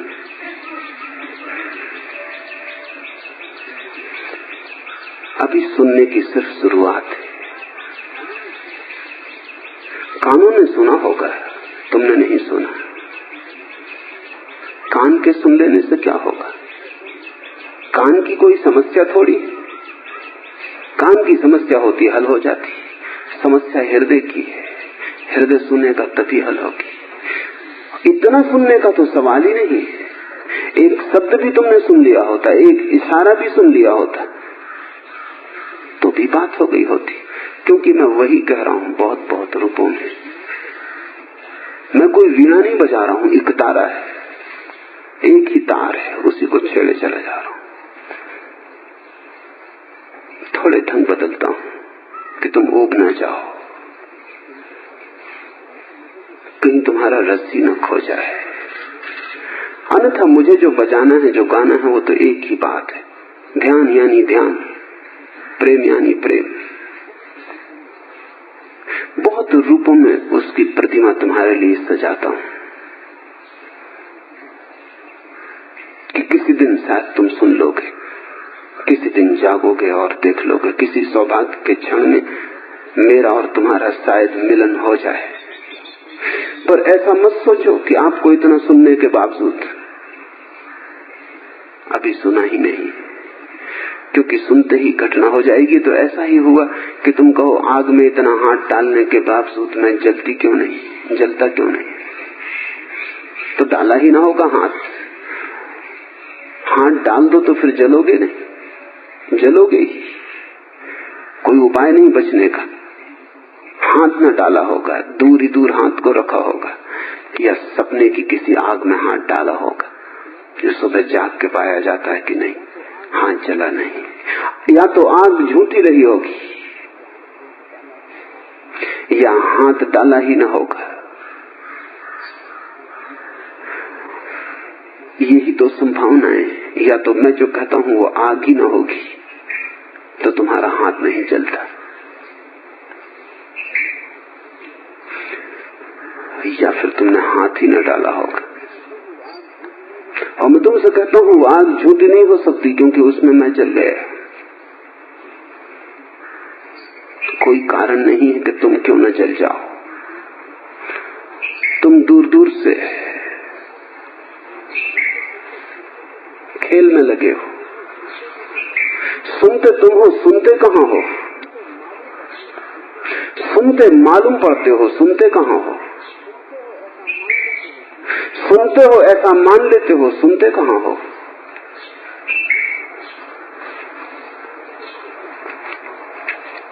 छठवां प्रश्न, दर्शन के लिए जाते हुए 33 नंबर के फाटक पर से मुझे कपकपी होने लगती, जबकि कुछ और मित्र डट कर जाते हैं और बातचीत करते हैं। सिर्फ मुझे ही ऐसा भय क्यों होता है? वो जो डट कर बातचीत करते हैं वो भी भयभीत है। भय के दो रूप है, या तो कपकपी लगती है या आदमी डट के खड़ा हो जाता, वो दोनों ही भय के रूप। कायरता और बहादुरी भय के दो सिक्के, उनमें कोई फर्क नहीं है बड़ा। बहादुर से बहादुर भी भीतर कायर होता है,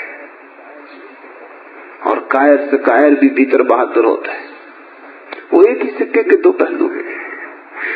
सामान्य स्वाभाविक जो बात है वो न तो कपकपी लगती है और न डट के तुम खड़े हो। डट के किसके खिलाफ खड़े होना? डट के अपनी ही कपकपी के खिलाफ खड़े हो रहे हो। भय क्या है? डटना किसके खिलाफ है?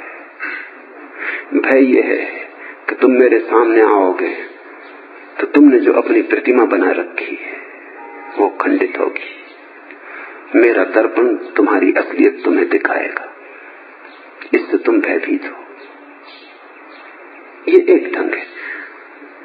दूसरे जो अकड़ के आ जाते हैं, दर्पण के सामने खड़े हो जाते हैं कि अकड़े रहेंगे, जरा भी शिथिल न होंगे, दर्पण को मौका ही न देंगे कि वो असलियत बता दे। हमारा अकड़ापन ही दर्पण में झलकेगा, हमारी असलियत न दिखाई पड़ेगी। दोनों तरह के लोगों को मैं जानता हूं।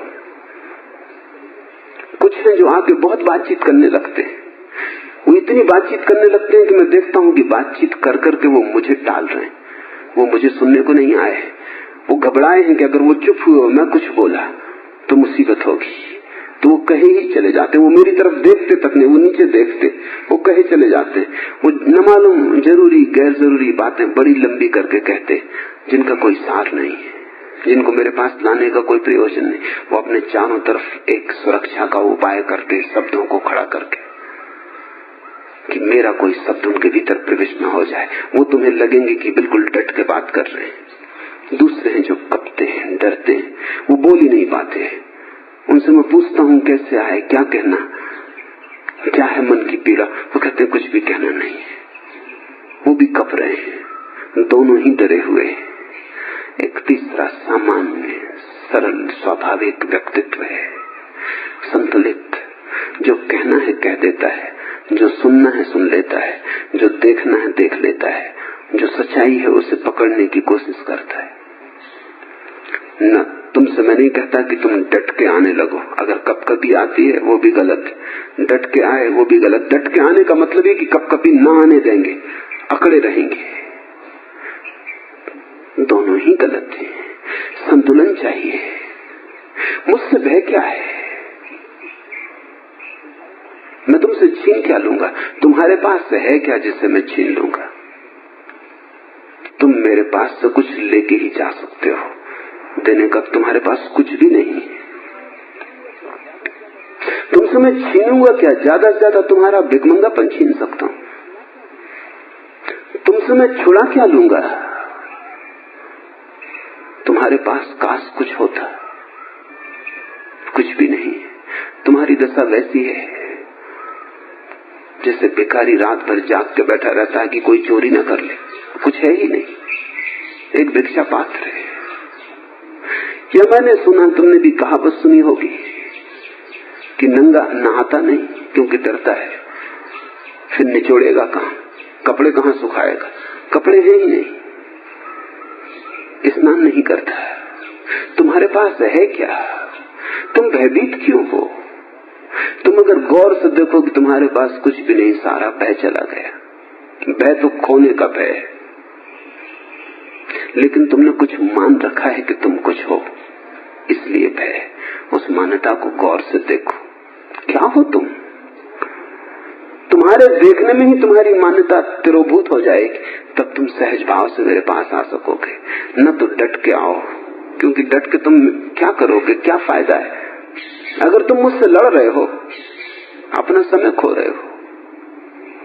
उसी समय में तुम जाग सकते थे, वो तुमने लड़ने में गंवाया। अगर तुम भयभीत हो रहे हो तो अपनी सुरक्षा में लगे हो, वो भी तुमने व्यर्थ गंवाया। थोड़ी देर में तुम्हारे साथ हूं, उसका तुम उपयोग कर लो, पीछे पछतावा बहुत होगा। पाछे पछताने से कुछ भी नहीं होता। पाछे पछताए होत का जब चिड़िया चुग गई खेत। मैं सदा तुम्हारे पास नहीं रहूंगा, तुम सदा तुम्हारे पास रहोगे। फिर पीछे घबरा लेना, डट लेना, अकड़ लेना, कपकपी कर लेना, जो करना हो कर लेना। थोड़ी देर में तुम्हारे पास हूं, उसका उपयोग कर लो। ये दर्पण फूट जाएगा, फिर तुम अपना चेहरा इसमें न देख सकोगे। हालांकि मैं जानता हूं फिर तुम फूटे दर्पण की चौखट को रखे पूजा करोगे, उसमें कुछ भी दिखाई ना पड़ेगा, लेकिन तब तुम बिल्कुल निश्चिंत आओगे। मैंने देखा है लोगों को मंदिर में जिस निश्चिंत भाव से जाते, उस निश्चिंत भाव से उनको बुद्ध के पास जाते नहीं देखा है। मंदिर की प्रतिमा से डर क्या है, न कपकपी लगती न डट के जाते। मंदिर की प्रतिमा है ही नहीं, चौखट बची है, दर्पण तो कभी का जा चुका है। इसके पहले की वैसी घड़ी आए, उपयोग कर लो। अपने को देखने का मौका मिला है, उसे खो मत, न घबराने में न अकड़ने में। सरल सामान्य बनो, सहज बनो।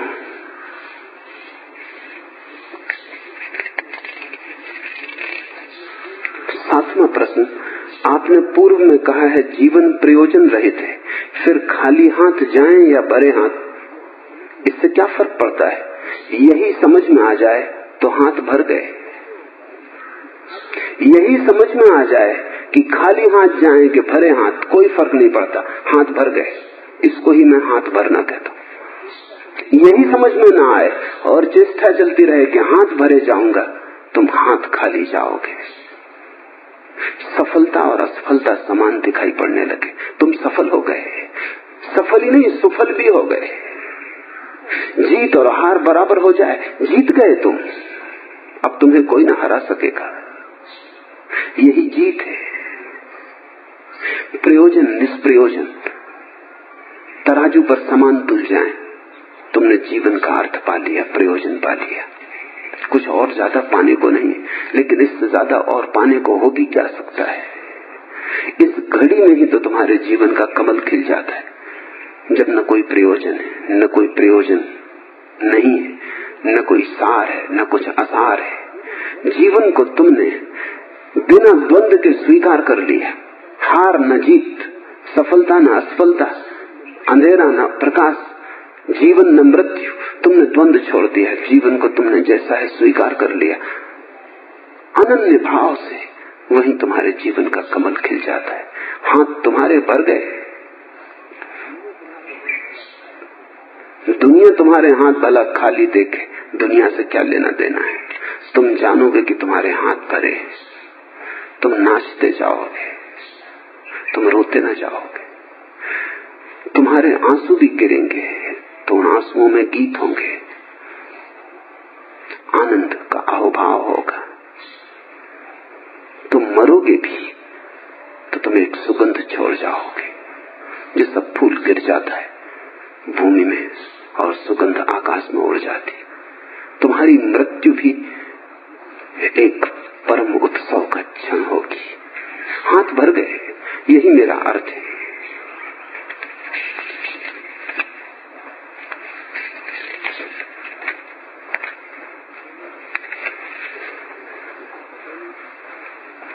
आखिरी प्रश्न, क्या बताने की कृपा करेंगे कि एक राजनीति के आप इतने विपक्ष में क्यों हैं? जहर के मैं विपक्ष में क्यों? ऐसा क्यों नहीं पूछते? राजनीति जहर है, उससे जीवन का कोई लेना देना नहीं, वो मरघट है। राजनीति का अर्थ क्या है? राजनीति का अर्थ है दूसरे पर काबू पाने की चेष्टा। राजनीति का अर्थ है दूसरे के मालिक हो जाने का ख्वाब। और जब भी कोई व्यक्ति दूसरा का मालिक होना चाहता है, तभी वो परमात्मा विरोधी है, क्योंकि प्रत्येक व्यक्ति के भीतर परमात्मा है। उतना ही परमात्मा है जितना तुम्हारे भीतर। तुम हो कौन? किसी और के मालिक हो जाने वाले। तुम अपने मालिक हो जाओ, इतना काफी है। राजनीति का अर्थ है दूसरे पर मालकियत, धर्म का अर्थ है अपने पे मालकियत। मैं राजनीति के विपक्ष में नहीं, धर्म के पक्ष में। धर्म के पक्ष में होने के कारण अनिवार्यता राजनीति का विपक्ष पैदा हो जाता है। उससे मुझे कुछ लेना देना नहीं। राजनीति इतनी व्यर्थ है कि विपक्ष में होने तक की मुझे सुविधा नहीं है।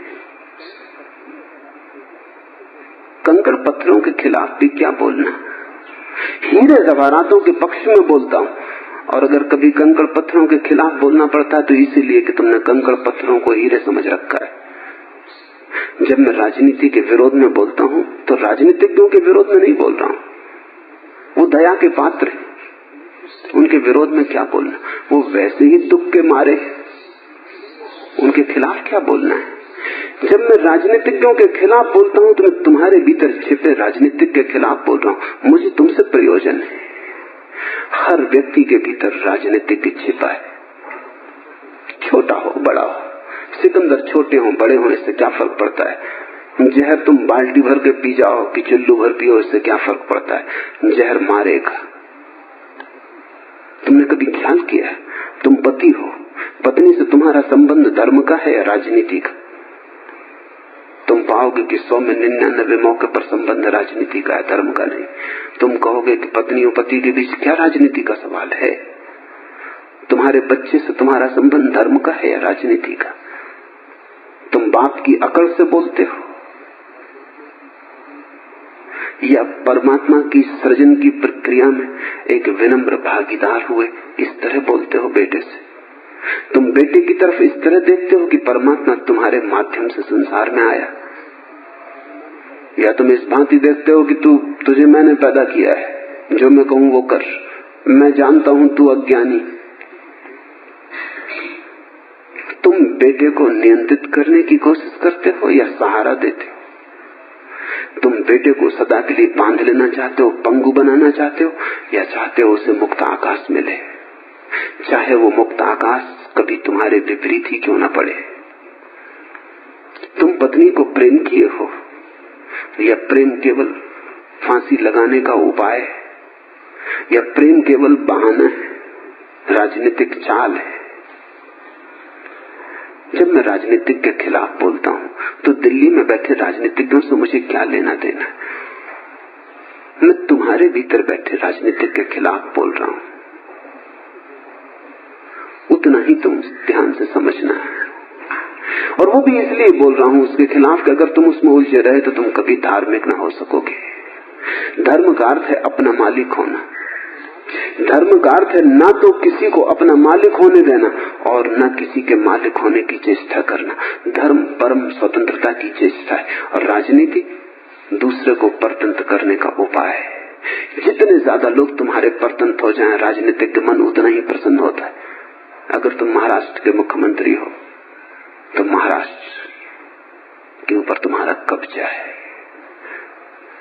अगर तुम भारत के प्रधानमंत्री हो जाओ तो कब्जा और बड़ा हो गया। आदमी कब्जे की कोशिश में लगा है, कब्जा बढ़ता जाए, करोड़ों करोड़ों लोग मुट्ठी में हो जाएं। ये बहुत पीड़ित आदमी की मनोदशा है, ये विक्षिप्त चित्त की दशा है। इसको मैं पागलपन कहता हूं। तुम अपनी ही मुट्ठी में नहीं हो, तुम किसको मुट्ठी में करने चले हो? सच तो यह है कि तुम जितना ही अपने को कम मुट्ठी में पाते हो उतनी ही पूर्ति कमी करते हो दूसरे लोगों को मुट्ठी में करके। उससे एक वहम पैदा होता है कि हम शक्तिशाली हैं। एक ही शक्ति है और वो स्वयं के मालिक हो जाने की, बाकी सब अशक्ति को छिपाने के उपाय है। तुम पूछते हो राजनीति के मैं इतना विपक्ष में क्यों हूं? विपक्ष में राजनीति के नहीं हूं, धर्म के पक्ष में। दूसरा, क्या आप अराजकवादी हैं, अनार्किस्ट हैं? वादी में बिल्कुल नहीं हूं, किसी वाद में मेरी उत्सुकता नहीं है, अराजकवाद में भी नहीं। लेकिन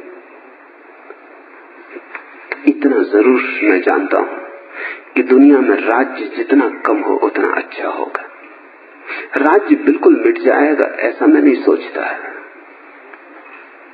बिल्कुल मिटना असंभव है,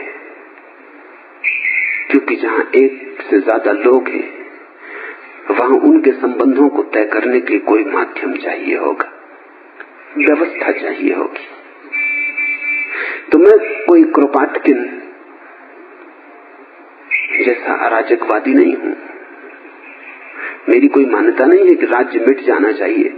मेरी इतनी ही दृष्टि है कि राज्य कम से कम होना चाहिए। राज्य ऐसे ही होना चाहिए जैसे पोस्ट ऑफिस है, रेलवे है। जरूरत है रेलवे की व्यवस्था करनी पड़ेगी। अगर रेलवे की कोई व्यवस्था ना हो तो असंभव है कि बंबई से पूना ट्रेन कैसे आएगी,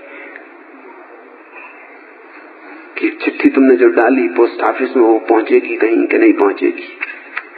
व्यवस्था करनी चाहिए। राज्य व्यवस्थापक होना चाहिए, नियंत्रक नहीं। राज्य का उपाय, उपयोगिता व्यवस्था आधारित होनी चाहिए। लोगों के जीवन में कितनी सुविधा आ सके उसके लिए राज्य को फिक्र करनी चाहिए, और राज्य को बाधा नहीं देनी चाहिए। लोगों के जीवन में बाधा तभी देनी चाहिए जब कोई व्यक्ति किसी दूसरे के जीवन में बाधा दे रहा हो, अन्यथा नहीं। मेरी राज्य की धारणा का अर्थ यह है कि राज्य बड़ा गौण होना चाहिए। जैसे कि तुम्हारे घर में रसोईया है तो रसोइये की तुम पूजा करते हो कि फूल माला पहनाते हो। अच्छा खाना बनाता है तुम उसकी प्रशंसा करते हो, बुरा खाना बनाता है तो तुम कहते हो कि गलत है तेरा काम, ठीक सुधार कर। तुम्हारे खाद्य मंत्री की हैसियत भी राष्ट्र के रसोइये से ज्यादा नहीं होनी चाहिए। इससे ज्यादा क्या प्रयोजन है? बड़े रसोइया हो, तुमने घर पे एक पहरेदार लगा रखा है तो उसका काम है, वो उतना काम करता है। राज्य की व्यवस्था पहरेदारी की होनी चाहिए, लेकिन राजनेताओं को सिर पर उठा के चलने का कोई कारण नहीं, पागलपन है। राजनीति इतनी प्रमुख नहीं होनी चाहिए। जीवन में बड़ी बहुमूल्य चीजें हैं जो प्रमुख होनी चाहिए। राजनेता को सिर पर लेके तुम चलोगे, उस राजनेता तो ऊंचा नहीं होगा, तुम नीचे होगे। राजनेता के तो ऊंचे होने का कोई उपाय नहीं, वो तो खुद पागल है, और जो उसकी अर्थी को धो रहे हैं वो भी पागल है।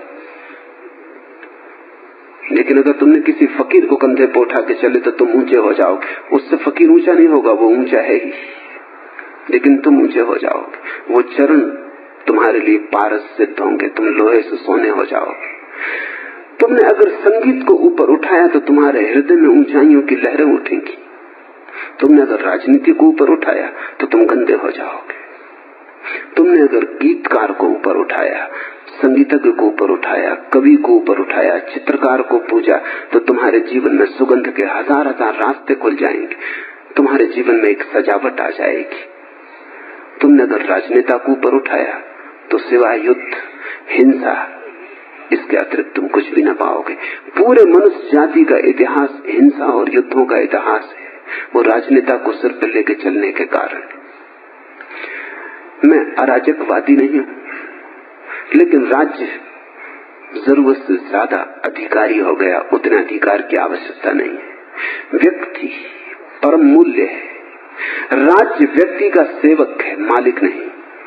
बस सेवक के हैसियत से काम करे, ठीक है, उससे ज्यादा उसका मूल्य नहीं होना चाहिए। अखबार राजनीति से ही नहीं भरे होना चाहिए, आखिरी पन्ने पर उनकी जगह होनी चाहिए, मगर वो पहले पन्ने को घेरे हुए। सारी सुर्खियां अखबार की राजनीतिकों के नाम से गिरी। इससे अगर जीवन विकृत हो, विध्वंस की तरफ उन्मुख हो तो स्वाभाविक है। अखबार की सुर्खियां तो किन्हीं और सुंदर चीजों से भरनी चाहिए, थोड़ा सौंदर्य का बोध होना चाहिए। राजनीतिक नेताओं के चित्रों की बजाय तो किसी के बगीचे में गुलाब के अच्छे फूल खिले हों, उनके चित्र भी ज्यादा उपयोगी होंगे। किसी के बगीचे में हरियाली हो, उसके चित्र ज्यादा उपयोगी होंगे। किसी ने मधुर गीत गाया हो, उसके मधुर गीत की मधुरिमा काम की होगी। राजनीतिज्ञों की बकवास, एक दूसरे के प्रति गाली गलौज, छीछल्लेदर, कीचड़ का फेंकना, वही तुम्हारा भोजन हो गया। सुबह उठ के तुम गीता नहीं पढ़ते, कुरान नहीं पढ़ते, अखबार पढ़ते हो। अभागे दिन है, इससे तो अच्छा था तुम कुरान ही पढ़ते, गीता ही पढ़ते। कम से कम कुरान की आयत की तरन्नुम तुम्हें घेर लेती, कम से कम गीता का शायद कोई दूर का भूला भटका स्वर तुम्हारे हृदय में घोंसला बना लेता। तुम सुबह उठे नहीं कि तुम अखबार पढ़ते हो, आंख खोलते नहीं कि अखबार टटोलते हो। अखबार तुम्हारी गीता है। राजनीतिक विक्षिप्त व्यक्ति तुम्हारे प्रतिमान है, तुम्हारे आदर्श है। मैं अराजकवादी नहीं हूं, लेकिन राज्य की शक्ति क्रमशः न्यून होती जाए, इसे तो एक स्वप्न ही मानना चाहिए कि कभी ऐसा होगा कि राज्य की बिल्कुल जरूरत न रह जाएगी। मुश्किल है, थोड़ी बहुत जरूरत रहेगी। थोड़ी बहुत तो जहर की भी जरूरत होती, कभी कभी औषधि के भी काम पड़ता है। थोड़ी बहुत तो जहर की भी जरूरत होती है, कभी कभी किसी को बेहोश भी करना पड़ता है सर्जरी के लिए, ऑपरेशन के लिए। उतनी ही जरूरत राज्य की होनी चाहिए जितनी जहर की, बस उससे ज्यादा जरूरत नहीं होनी चाहिए। और राज्य का मुख्य काम इतना ही होना चाहिए कि वो एक व्यक्ति को दूसरे व्यक्ति के जीवन में दखल न देने दे। अभी हालत उल्टी है, अभी एक व्यक्ति को तो रोकता ही नहीं दूसरे के जीवन में दखल देने से, खुद ही दोनों के जीवन में दखल देता है। व्यक्ति की स्वतंत्रता चरम मूल्य है। राज्य, राजनीति, राजनेता सेवक से ज्यादा नहीं होने चाहिए। कहते तो वो भी यही है कि हम सेवक हैं, मगर ये वो कहते हैं जब वो इलेक्शन में खड़े होते हैं। इलेक्शन के बाद फिर तुम्हें कहना पड़ता है हुजूर हम आपके सेवक हैं। फिर वो दरबार में बैठते हैं, दरबार लगा के, फिर तुम्हें कहना पड़ता है कि हम आपके सेवक हैं। याद रखना, सेवक को भूल मत जाना। यही उन्होंने तुमसे कहा था जब वो ताकत में न थे। तो सेवा जैसे माध्यम है सत्ता में पहुंचने का। जैसे कोई किसी के पैर दबाना शुरू करे और फिर धीरे धीरे पहुंच के गर्दन पकड़ ले। शुरू मालिश से की थी कि पैर दबा रहे, फिर जब गर्दन पकड़ ली तब तुम्हें होश आया कि ये तो बहुत मुश्किल हो गई, छुटाना मुश्किल है। जब कोई पैर पकड़े तभी जरा गौर से देखना कि हाथ गर्दन की तरफ तो नहीं जा रहे। लेकिन सभी सत्ताधारी सेवा का बहाना करते हैं, सत्ता की आकांक्षा है। सत्ता उनके हाथ में होनी चाहिए जिनको सत्ता की आकांक्षा ना हो, पर ये तो असंभव है। इसलिए यही हो सकता है कि सत्ता न्यून से न्यून हाथ में रह जाए, इतनी कम रह जाए कि कोई नुकसान न पहुंचा सके। राज्य कम से कम हो, वही राज्य श्रेष्ठतम है। तीसरा, समाज और राज्य से आपने स्वयं को इतना अलग थलग क्यों कर लिया है? कर लिया है ऐसा नहीं, तुम भी जागोगे तो ऐसे ही अलग थलग हो जाओगे। कर लिया है ऐसा नहीं, ऐसा हो गया है। ऐसे ही समझो कि तुम सोए हो और जाग जाओगे, तब क्या मैं तुमसे पूछूंगा कि तुमने अपने सपनों के राज्य से, सपनों की भीड़ से इतना अलग थलग क्यों कर लिया? तुम कहोगे अलग थलग किया नहीं, नींद खुल गई, सपने खो गए। जागते ही समाज और राज्य सपने हो जाते, सत्य तो एक परमात्मा ही रह जाता है। बाकी सब खेल खिलौने हो जाते, कोई अलग नहीं करता, अपने को अलग पाता है। चौथा, संन्यास और राजनीति का क्या संबंध हो? संबंध हो ही नहीं सकता। जिसके भीतर से राजनीति मर गई उसी के भीतर तो संन्यास फलता है, संबंध तो हो ही नहीं सकता। राजनीति की राख पर ही तो संन्यास का अंकुर उभरता है। तो संन्यास का तो अर्थ ही यही होता है कि तुम्हारे भीतर अब कोई राजनीति ना रही। आप अपने सन्यासियों से क्या अपेक्षा रखते? मैं कोई अपेक्षा किसी से नहीं रखता और न चाहता हूं कि कोई मुझसे कोई अपेक्षा रखे, क्योंकि अपेक्षा एक दूसरे को गुलाम करने की विधि है, ढंग है। नहीं, मेरी तुमसे कोई अपेक्षा नहीं। मैं नहीं चाहता कि तुम ऐसा करो वैसा करो, मैं तुम क्या करो ये कह ही नहीं रहा हूं। मैं तो तुम्हें इतने ही इशारे दे रहा हूं कि अगर तुम सोए हो तो राजनीति में रहोगे, अगर जाग गए तो धर्म में आ जाओगे। अगर जाग गए तो तुम्हारे भीतर से दूसरे की मालकियत का जो पागलपन है वो खो जाएगा और अपनी ही मालकियत का आनंद उसकी जगह स्थापित हो जाएगा। तब तुम दूसरे के सिर पर न बैठना चाहोगे, क्योंकि तुम पाओगे तुम्हारे भीतर का सिंहासन परम सिंहासन है, परम पद है। इसके ऊपर कोई पद नहीं, न कोई राष्ट्रपति, न कोई प्रधानमंत्री। मेरी तुमसे कोई अपेक्षा नहीं है, सिर्फ निर्देश है कि अगर तुम्हारे मन में अभी भी राजनीति हो तो ध्यान रखना कि तुम सन्यासी नहीं हो। ये सीधी वैज्ञानिक परिभाषा कर रहा हूं, तुमसे कह नहीं रहा हूं कि राजनीति से संबंध मत रखो, इतना ही कह रहा हूं कि राजनीति जहर है। अगर मरना ही हो, आत्महत्या ही करनी हो, डट के पी लो, भरपेट पी लो। इतना ही कह रहा हूं कि ये जहर है, मरना ही हो तो ही पीना, अगर न मरना हो तो इससे जरा सावधान रहना। हालांकि जहर के दुकानदारों ने जहर पर अमृत के लेबल लगा रखे, लेबल पे मत जाना। डब्बे के ऊपर क्या लिखा है इसकी बहुत फिक्र मत करना, डब्बे के भीतर क्या है इसको बहुत निरीक्षण कर लेना। आपके सन्यासी राजनीतिक आंदोलनों में सम्मिलित हों या न हों, अगर उनके भीतर अभी राजनीतिक आंदोलन में सम्मिलित होने की आकांक्षा बची तो वो सन्यासी नहीं, कम से कम मेरे सन्यासी तो नहीं, किसी और के होंगे।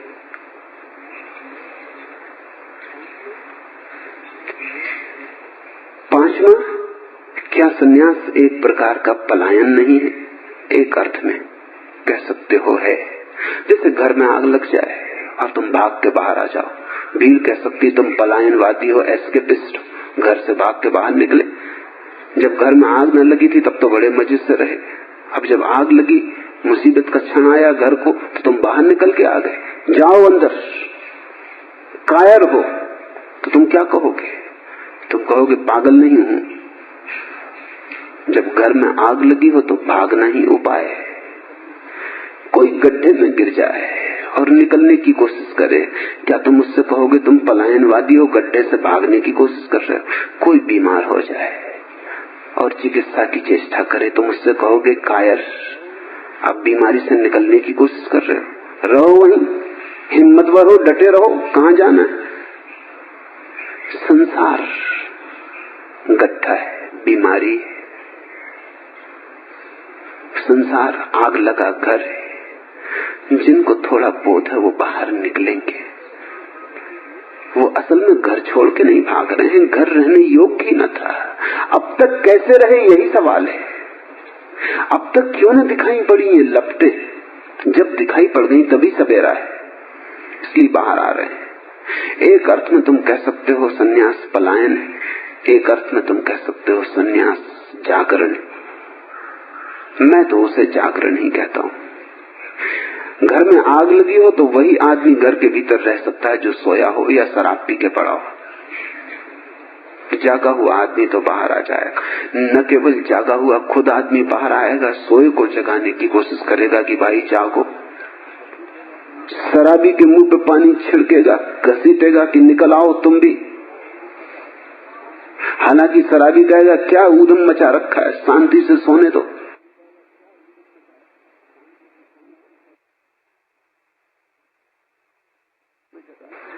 क्या सुबह सुबह जगा रहे हो? कहां आग लगी है? कहीं कोई आग नहीं लगी, कोई सपना देखा होगा। फिर भी जो जागा है उसके जागरण के कारण ही उस पर एक उत्तरदायित्व आ गया। वो उत्तरदायित्व है कि जो सोए हैं आसपास उनको भी हिला के जगा दे। इसलिए बुद्ध पुरुष इतनी चेष्टा करते हैं कि तुम जागो, क्योंकि तुम जहां हो वहां लपटे। लेकिन तुम कहते हो ये तो पलायन है और तुम्हारी भीड़ ज्यादा है। जागता एक है, हजार सोए हैं घर में। वो हजार अपनी नींद में ही बड़बड़ाते हैं, वो कहते हैं कि हम ही ठीक है, हमारी भीड़ जो कह रही है वो ठीक है, कि एक आदमी जो कह रहा है वो ठीक है। ये तो डिक्टेटरशिप हो गई, तानाशाही हो गई कि एक आदमी कह रहा है घर में आग लगी और हजार आदमी कह रहे हैं मत दे रहे हैं कि नहीं लगी, हम सोए हैं मजे से, गड़बड़ मत करो, और वो गड़बड़ किए चला जा रहा है। लेकिन संत की अपनी मजबूरी है। तुम चाहे 1000 हो चाहे लाख हो, इससे सही नहीं होते। जाग कर देखा गया जो है वही सत्य है। ये कोई लोकतंत्र नहीं है सत्य का कि वहां वोट से तय होता है कौन सत्य। हाथ और सिर नहीं गिनने, यहाँ आत्माएं गिनी जाती, यहाँ भीतर का बोध गिना जाता। एक भी सत्य हो सकता है, करोड़ गलत हो सकते हैं। सवाल करोड़ का और एक का नहीं, सवाल जागे होने का है। और छठवां, आप क्रांति के अगुआ बने, ऐसी हजारों की आकांक्षा थी, लेकिन आपने क्यों उनकी आकांक्षाओं को ठुकरा दिया? जैसा मैंने कहा, न तो यहाँ मैं किसी की आकांक्षाएं पूरा करने को हूँ, न कोई और मेरी आकांक्षाएं पूरा करने को है। मैं स्वयं होने को हूँ, यहाँ तुम स्वयं होने को है। दूसरे पर आकांक्षाएं थोपना उचित नहीं। अगर हजारों की आकांक्षाएं थी कि मैं क्रांति का अगुआ बनूं, तो वो सोए हुए लोगों की आकांक्षाएं थी। उनकी आकांक्षाओं का कोई मूल्य नहीं है, क्योंकि क्रांति यानी क्या? घर में आग लगी है, तुम फर्नीचर बदल रहे हो, टेबल यहां से हटा के कुर्सी लगा रहे हो, बिस्तर की जगह बदल रहे हो, रंग रोगन पोत रहे हो, चित्र फोटो लटका रहे हो। घर में आग लगी, तुम क्रांति कर रहे हो। सारी क्रांति फर्नीचर की बदलाहट है। क्रांति मात्र आज तक जिसको लोगों ने कहा है वो कोई क्रांति नहीं।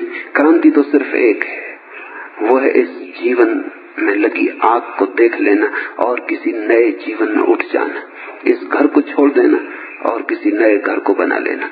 बाकी सब क्रांतियां तो इसी घर के भीतर बदलाहट है।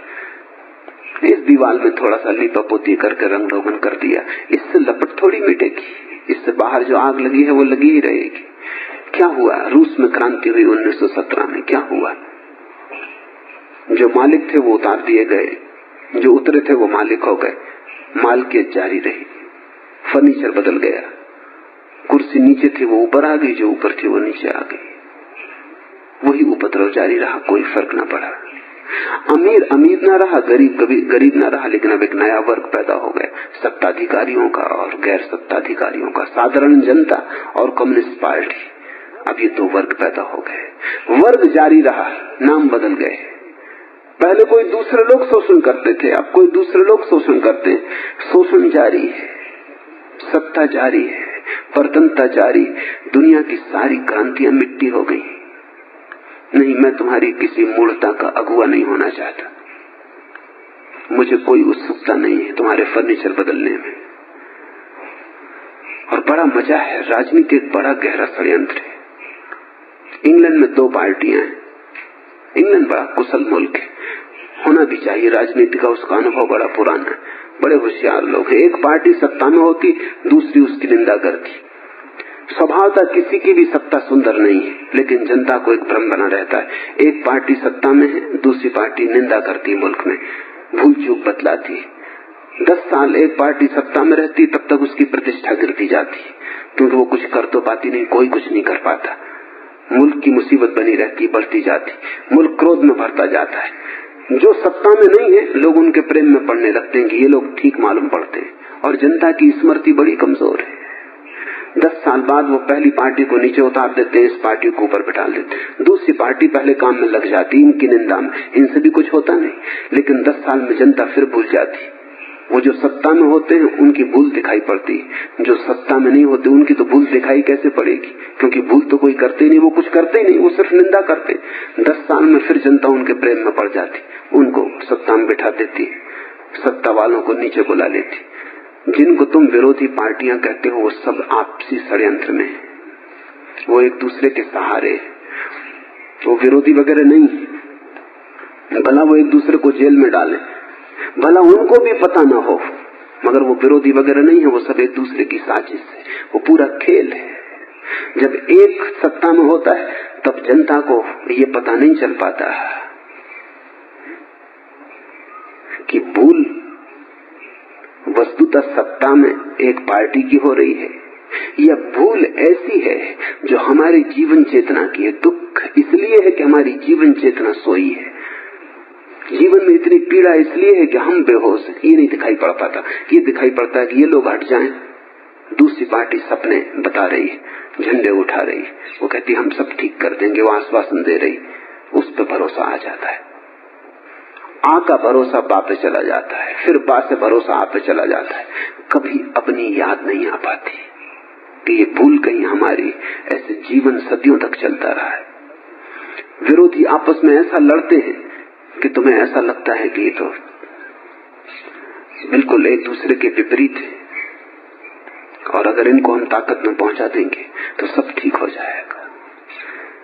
कभी ठीक कुछ नहीं होता। क्रांतियां सब असफल हो गई हैं। एक ही क्रांति कभी असफल नहीं हुई, वो व्यक्ति की क्रांति है।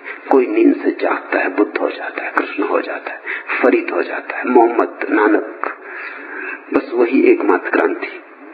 तो तुम्हारी अपेक्षाओं से मैं तुम्हारा अगुवा नहीं हो सकता। मेरी दृष्टि से ही मैं कुछ कर सकता हूँ। मेरी दृष्टि यही है कि तुम जागो, यही एकमात्र क्रांति है। तुम्हारे घर के फर्नीचर को यहां से वहां हटाने की मेरी उत्सुकता नहीं, धूल धमास झाड़ने का मेरा मन नहीं। तुम्हारी भूल, तुम्हारी बेहोशी है, वही टूट जानी चाहिए। तब तुम अगर अमीर भी ना हुए, गरीब भी रहे, तो भी आनंद की वर्षा तुम्हारे घर पर होगी। तब तुम्हारे पास 2 जोड़ी वस्त्र भी रहे, तो भी तुम नाच सकोगे। तुम्हें रूखा सूखा भी खाने को मिला, तो भी तुम्हारे कंठ से गीत का जन्म हो सकेगा। और मनुष्य जाति उसी दिन सुखी होगी जिस दिन व्यक्ति सुखी होता है, और समाज की भ्रांति छूट जाती है कि हम समाज को सुखी कर सकते हैं। समाज कभी सुखी नहीं हो सकता। समाज है ही नहीं। समाज तो एक संज्ञा मात्र है, एक नाम मात्र है। जहां भी तुम पाओगे व्यक्ति को पाओगे, धड़कते हुए व्यक्ति के हृदय को पाओगे। व्यक्ति की आत्मा की क्रांति एकमात्र क्रांति है। मेरा राजनीति में कोई रस नहीं है। ऐसे प्रश्न तुम न पूछो तो अच्छा। तुम अपनी बदलाहट की कुछ बात पूछो। आज इतना।